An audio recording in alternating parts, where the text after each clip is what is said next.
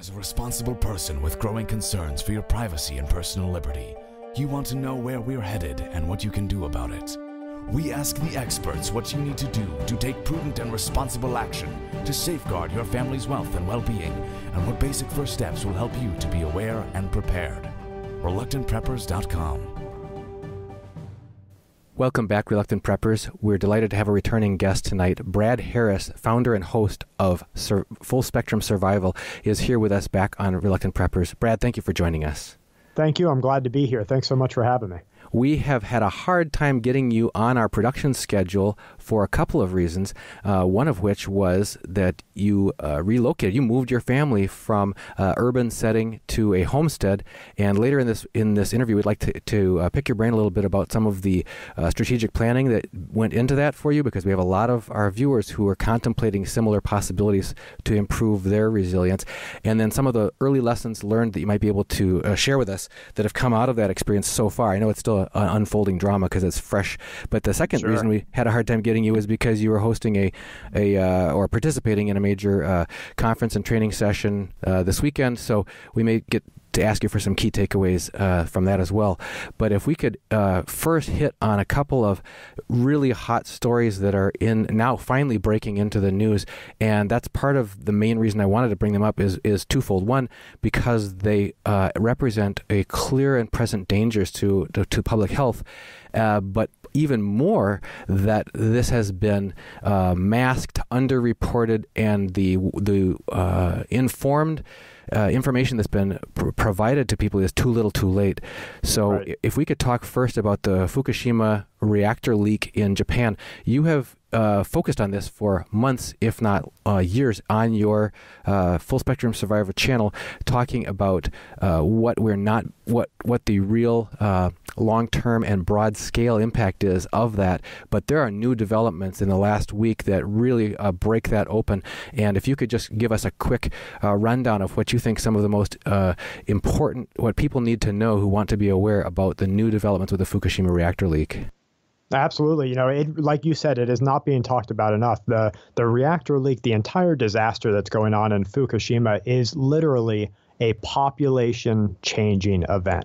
Not an extinction level event as it stands right now, but a population-changing event. And what I mean by that is that there is so much radiation that is being just freely flowed out into the ocean that it is now starting to affect the oceanic wildlife. It's starting to affect the tree growth in the areas, and we're starting to see some of the long-term fallout from this disaster. So I would say without a doubt, the Fukushima nuclear reactor mess is a long-duration emergency that each one of us need to put into our long-term preparedness plans and how to deal with that. And I'm not one to drop any names, but if you go back over the guests, and you've been on my channel for the weekly live report where we go live, and we've had some big guests there too, just like you. And I had one recently. After the show, he said, "Brad, I want you to tell me really, am I doing the right thing by changing my eating habits to avoid the potential buildup of radiation from Fukushima?" Without a doubt, it is my personal opinion, personal suggestion, that there is such an inundation of radiation going out into the ocean and just freely flowing back into the earth that it would behoove the individual that has the wherewithal and the forward thinking to start to alter their eating habits to definitely take it into consideration. Now, that brings about a lot of fatalism in people, and they say, well, if I can't, if I can't see it, I can't shoot it. They kind of pick an all or nothing, but you have to consider that it is literally changing the population on a genetic level. So what we're starting to see here is severe radiation damage on wildlife around Japan, and you would expect that because this is the worst nuclear disaster in history.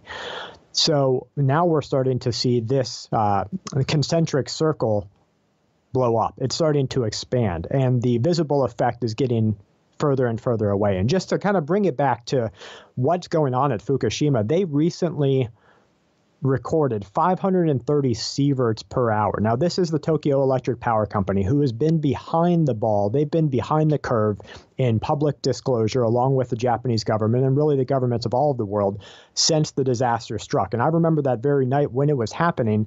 It first started and they were saying it's okay, it didn't reach the site. Then, okay, water came over the site, nothing was damaged. And then, okay, something was damaged, but there's no radiation leak. And it became this slow reveal of information so as not to shock the public. And what we're seeing today is just a continued slow reveal where you're not going to see exactly what is happening in the damage unless you've A, researched it for yourself, or B, wait until the mainstream narrative picks up to a point where it's too late to do anything about it. That's the key that we wanted to touch on with you, is when news comes too little too late, because there's a huge ulterior motive on the part of if it's in the case of a profit-making company to avoid commercial distress and impact to their profitability. If it's in the case of a government, it can be to quote-unquote avoid panic or social disruption and rioting, looting, all kinds of disruptions. But neither of those takes into account the well-being of the population. That's right. Yeah, and that's right. And we have to kind of peel that layer back and see that to the governments of the world and to the elite that control within those governments of the world or outside of them, we are citizens to be governed. They are the government and we are to be governed. So our job here is to pay your taxes, go to work, and be happy. Those three main goals, that is all your government wants you to do. Pay your taxes, go to work, and continue to be happy. And if you look at the facility of chemical pharmaceuticals and the facility of our society, it is all geared around those things. You go to the doctor and you tell them, I have something wrong. They fix you up enough that you can go to work. You go to the doctor and say, I'm depressed. They're going to give you antidepressants to be happy, all so that you can continue to go back to work. So you're absolutely right. It is about productivity. And at the end of the day, a monetary involvement in that productivity. So I want to touch real quick on Fukushima. So 530 sieverts. At one sievert, if a person is exposed to one sievert over the period of 1 hour, they're going to suffer radiation sickness and a genetic change within months. At 5 sieverts, they're going to die within 1 month. And at 10 sieverts, they're going to die within 2 to 3 weeks. And there are 530 sieverts continually, every hour of the day, nonstop, being released into the environment and into the ocean. That, to me, is an amazing number, and it's one that we all have to take into consideration and think what this is going to do for the generations of the Earth and how you and I can better prepare for this. And in that vein of trying to be aware and to protect your family, yourself, your family, and your loved ones, can you touch on the principle of if you wait for the official warning, it's too late? That's right. Yeah, absolutely. If you wait until you're told that there's a disaster, you are too late. And that brings up something else that I wanted to talk with you about, and that's the current ongoing Oroville Dam spillover disaster. So you have people that, like we said, the governments of the world have, or at least the governments of California, have allowed to live far too close to the known spillover zone of the Oroville Dam. Now 200,000 people were told last night that they need to get out of their homes, and they need to do it so expeditiously that their life would be in danger if they didn't leave at that very moment. So future preparation is a huge point in making sure that each one of us has a go bag. And now you look at the go bags of the world, and you look at especially what the official narrative for a go bag should be. And it contains your marital documents and Social Security card and things like that, which aren't as necessary. You really need to facilitate the basics of survival in your go bag. So you need the ability to create fire, because fire is going to purify your water, warm your body so you don't go hypothermic, create a smoke and signal so that you can get rescued or help rescue yourself. It's also going to ward off wild animals, things like that. Then you need to, of course, have water and a way to purify it. I would suggest everybody listening, go to Walmart and buy a Sawyer mini water filter. It's $20. It fits in your backpack. and I believe it's at around 100,000 gallons of water, and just treat it right. If you're in freezing conditions, put it in your sleeping bag with you. So you've got the ability to create fire, some way to treat water, and then you need shelter. And a sil nylon tarp shelter, really anything that is easy so that you don't have to carry around a 30-pound tent with you, just something that you can have in that bag and set up to save your life and the lives of those you love. Again, the principle here being that this is a battle that preparedness-minded individuals have to fight all the time, is within their own mind, and certainly getting the feedback from friends and neighbors, no matter how well-intended, and coworkers, but certainly from watching and trusting the mainstream corporate media to be the source of indication for you when you really need to take action. All of those are going to put you at unnecessary risk. So what alternate sources of information do you recommend for people to keep tuned into, since they know that they can't rely on any of those that are more culturally normal? Well, the first I'd say is listen to the people that come on your show. That is definitely going to keep people abreast of current alternative information. And there is this huge push within not just the USG, not just the U.S. government, not just the Western world, but all of the governments of all of the world over to push a fake news agenda. And what they're doing, and I believe it was a Princeton study, if I remember right, recently put fake information and then real information in front of people. And as long as they pushed out the fact that one of these two would be fake, it called into question the real information. So this is definitely a method of warfare and the psychological warfare game to control the mind of the individual so that they stop looking to alternative information and they stop thinking for themselves. And they focus just what they know could be true information, and that would be the mainstream narrative. So everybody listening needs to step back a moment and look outside that narrative and say, okay, where else can I gather information from? Of course, if you go to places like Press TV, RT, they're going to have a narrative of their own. But what you need to do is to take into account all of these different battling agendas and make a good, conscious decision and a moral decision that fits within your ideals and say, okay, I think this is the right direction, because you're going to see this come into play the world over. You're going to see it during a pandemic, during a regional disaster. You're going to see it during times of war. You're going to see this happen again and again, and you need to step back and look at all of the available information and then make a good decision based on yourself and, like you said, your peers.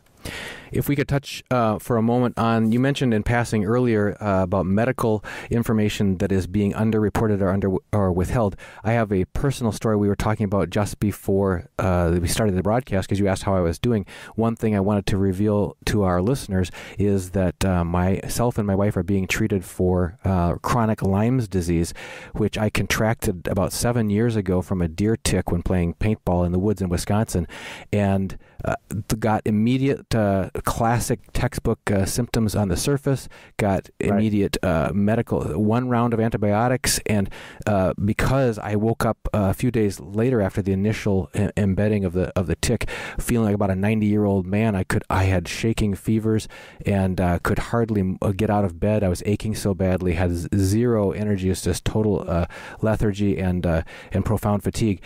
With 1 round of antibiotics over a course of 10 days, I was like bounced right back and thought, because I was told by what we call the conventional medical system that I was cured. Right. However, about 5 years later, I started to develop a host of other symptoms such as heart palpitations and other aches and pains that, and my wife started getting just inexplicable skeletal muscular pains and strains and fatigue and brain fog and memory loss. Both of us were affected that way.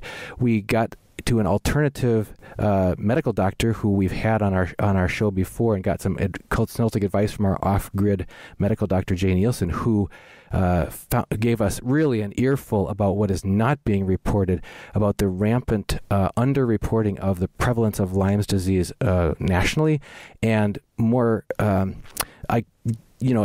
a conspiracy as far as containing the news is that the new, more virulent strain of Lyme's that's being seen in the wild now was not seen prior to the return of our Desert Shield vets, where there is at least there is evidence to suggest that there was actually a weaponized version of some diseases that were attempted to be employed, that were developed in the U.S., tried to be used in Operation Desert Shield. When the vets, some of them got inadvertently, unintentionally exposed to that, brought it back home, then bitten by ticks, and now it's in the wild. And so you have basically this weaponized version of Lyme's that's being completely denied by the mainstream medical community, and it's a very intensive 8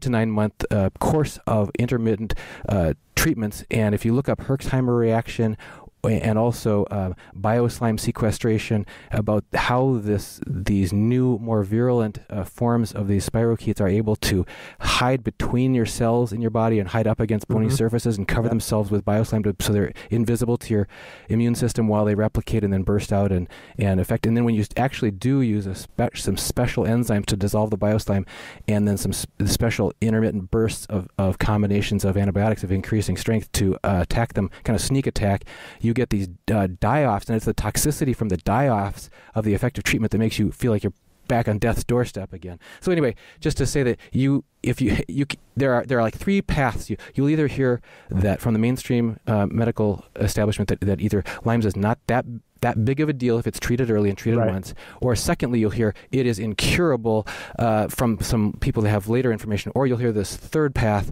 which is no, it can be managed, but you've got to do it in a very informed and aware way. So once again, if you wait around to be told this by your family doctor who may be totally unaware of this, you're really battling without full information. You can't be prepared if you're not aware of what you're really up against.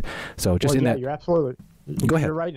I've seen some white papers on the change to biofilms. Just like you were saying, biofilms are a really dangerous disease transmission form. And Legionell's bacteria, Legionella pneumophilia, that is driven through biofilms. And so you're right in that there is a change going on in the natural world and in the way that humans interact with it. And I have to go back to very informed discussions between virologists and disease experts of the world who have said plainly, and this is just from a mathematical and a visible look at the world, that humanity's reign on health is coming to an end.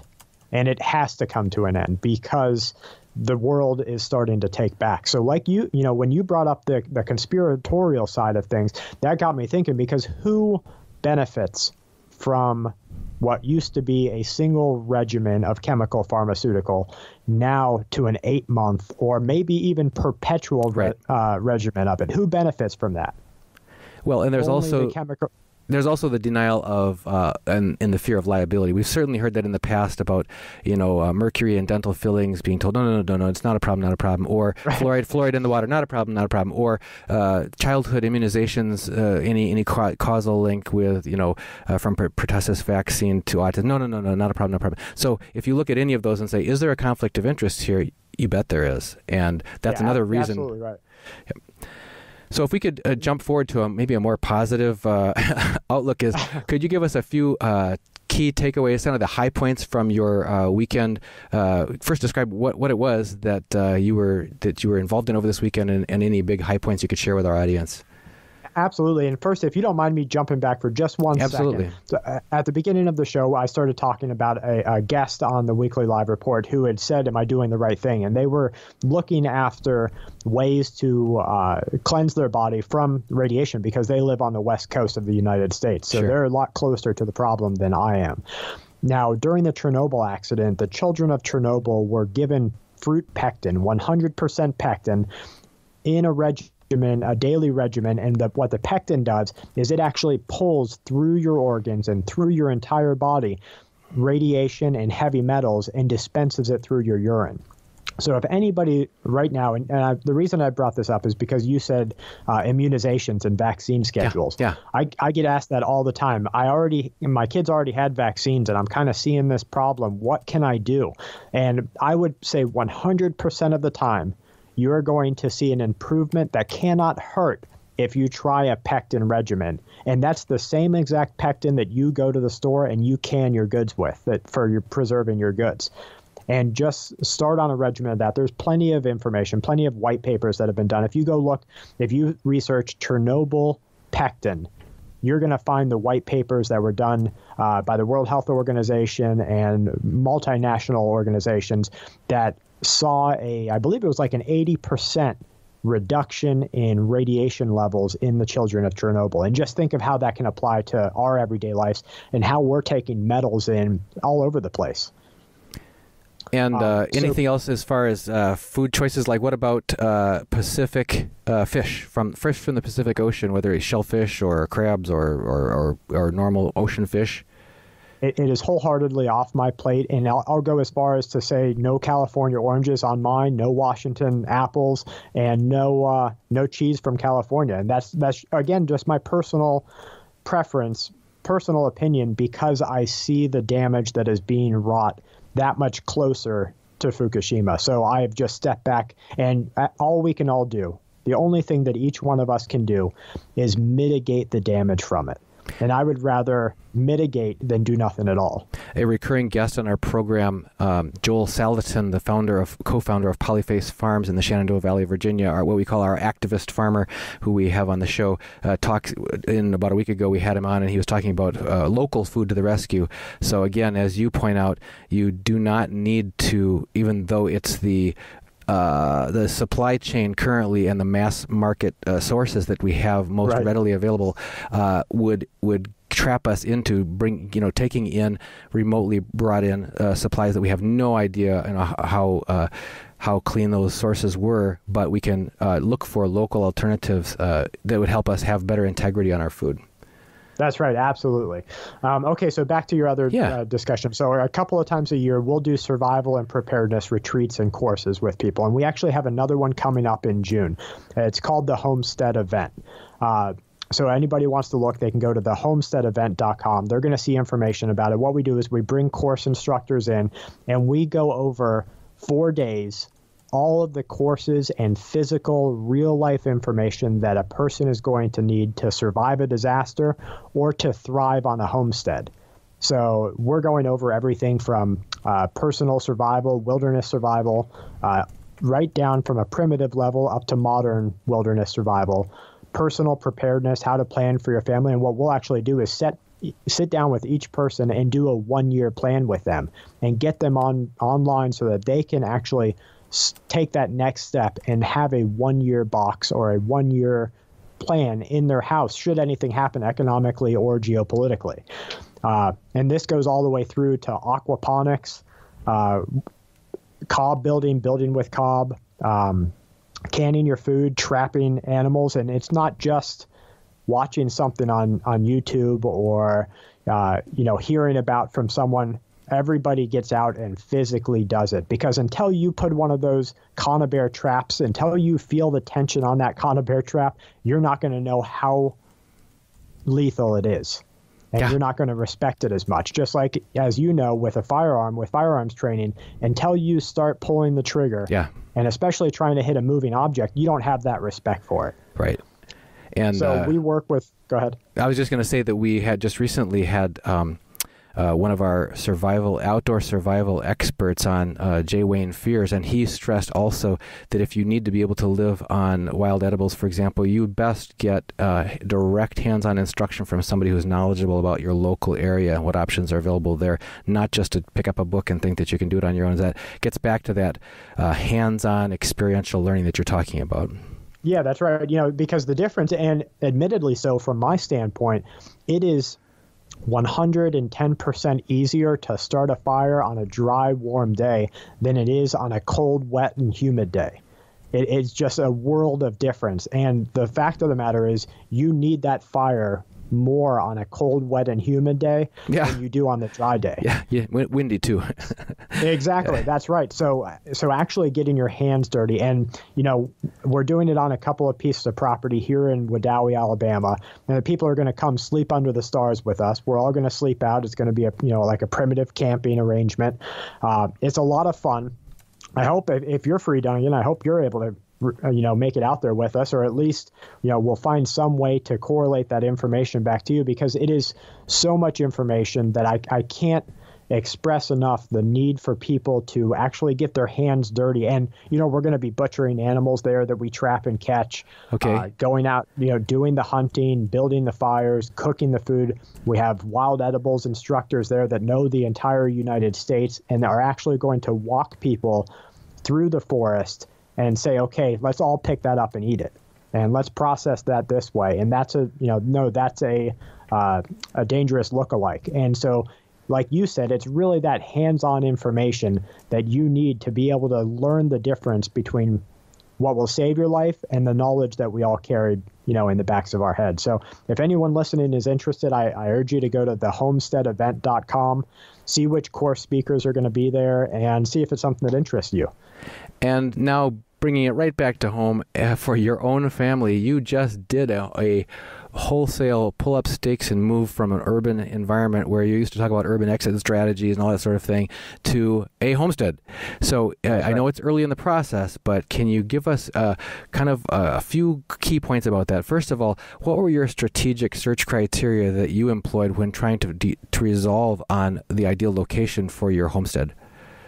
I guess the first thing that I would want to say, even further back than that, at the base reasoning, is that we are reaching a time in our Earth where crisis events are happening with such frequency, and with the potential for large-scale disasters to happen, like the H5N9 or other variation of the avian influenza virus becoming a pandemic.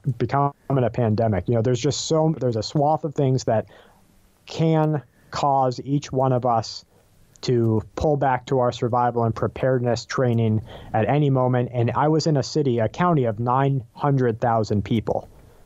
And now I'm in a county of 9,000 people. So it is an immense difference. But like you said, why did I do that?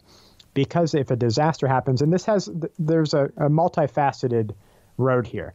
One, the CDC was just giving sweeping new powers by the current administration to close down major freeways, quarantine individuals without their consent, quarantine minors without the consent or even acknowledgement of the parents, and to really do whatever is necessary on a governmental level to contain an outbreak. And this is an outbreak on any biological front, whether it's man-made or naturally spread.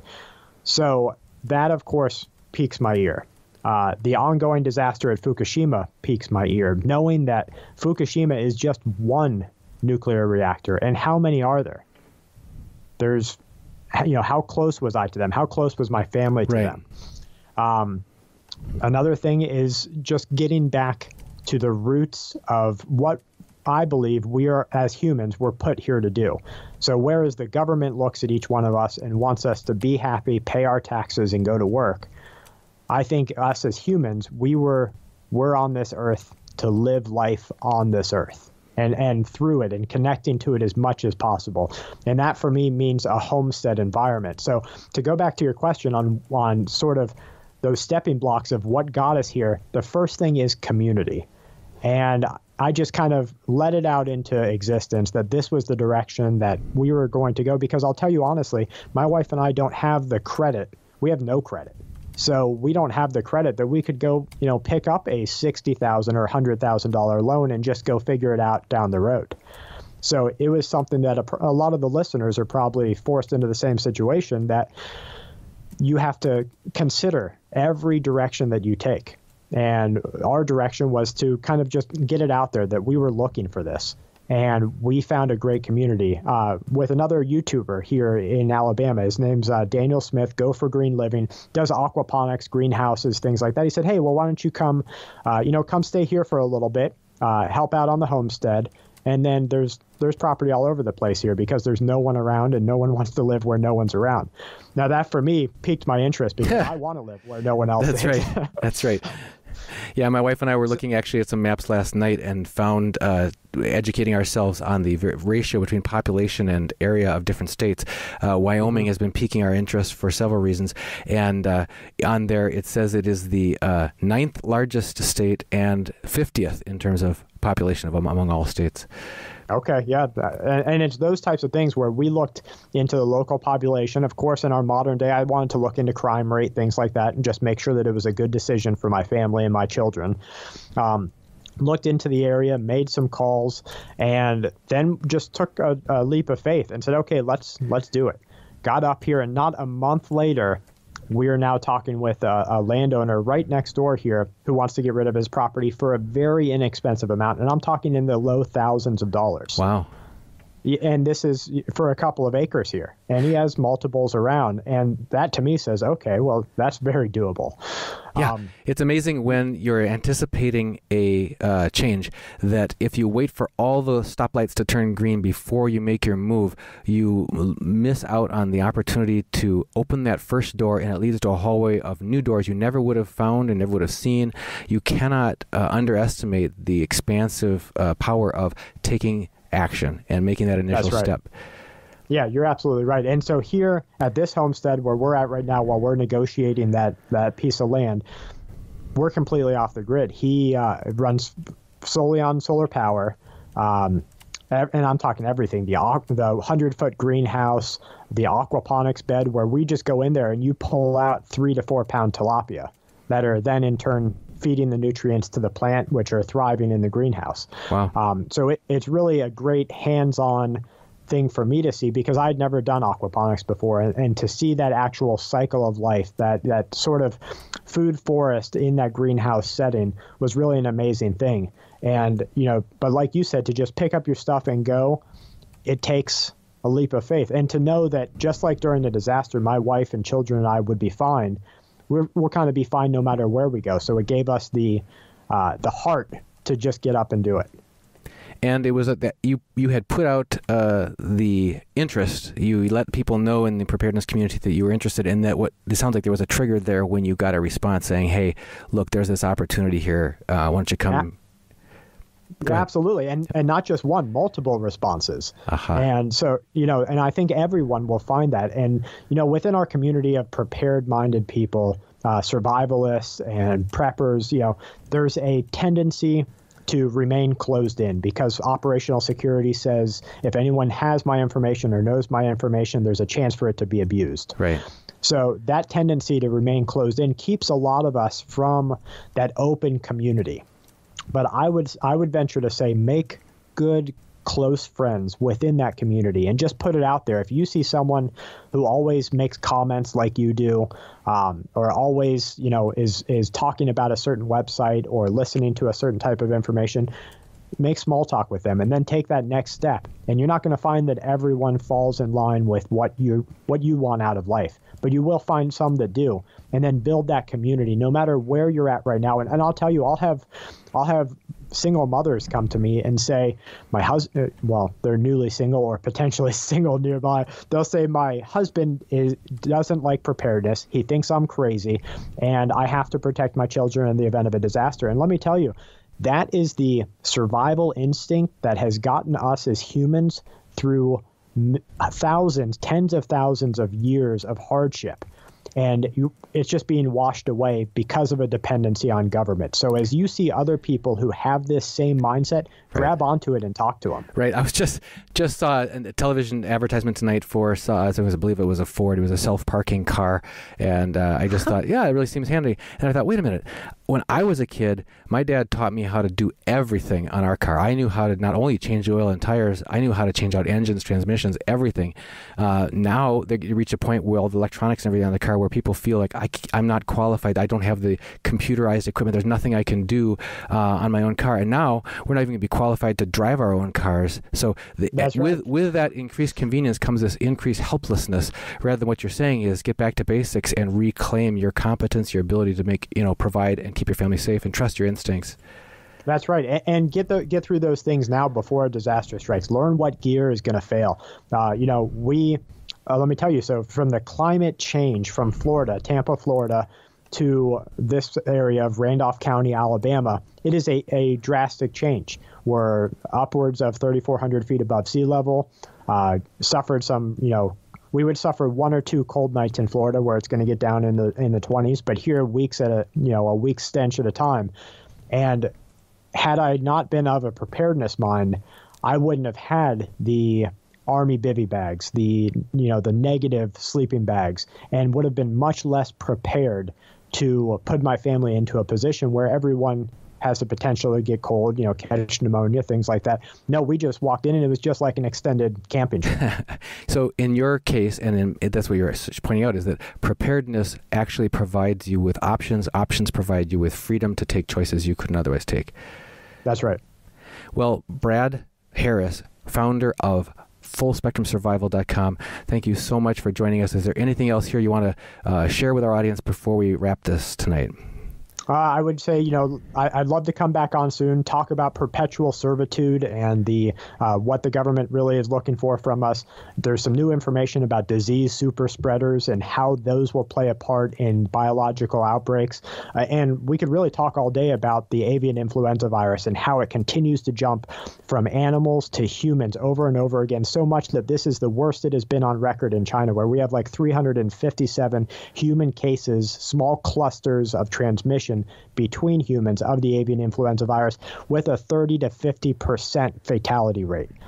So that's huge. And right back at the beginning of the show, we talked about the news you're not being told. That's right. And that's one of them. So, I'd love to come back on soon, talk about that. If your guests want to hear it, please, if they want to know something, just reach out and ask.